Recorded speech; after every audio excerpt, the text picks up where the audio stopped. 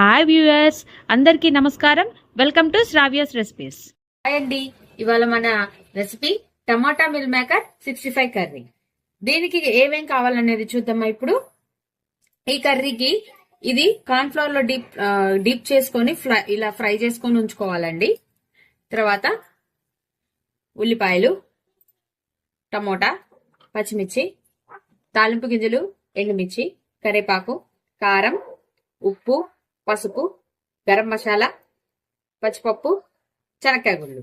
ఇక process start చేద్దామా. ఒక కంటైనర్ తీసుకోండి. కంటైనర్లో కార్న్ ఫ్లోర్ వేసుకోండి. కారం వేసుకోండి, కొంచెం సరిపడా కారం వేసేసుకోండి.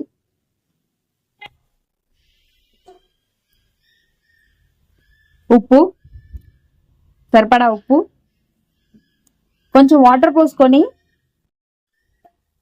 లిక్విడ్ ఫామ్ లోకి తెచ్చుకోవాలండి. మనకి ఈ కన్సిస్టెన్సీలో మనము తీసుకొచ్చుకోవాలి. అయితే మనం లిక్విడ్ ఫామ్ లోకి తీసుకొచ్చుకున్నాం కదా, అయితే మనం మిల్ మేకర్స్ వేసేసుకొని కలిదిప్పుకొని పక్కన పెట్టుకోవాలండి. ఆయిల్ వేసుకొని గాలి పెట్టి ఆయిల్ వేడెక్కాక మనము ఇట్లా కలుపుకున్న మిల్ మేకర్ ఉంది కదండి, ఈ మిల్ మేకర్ని దీంట్లో వేసుకొని డీప్ ఫ్రై చేసుకోండి.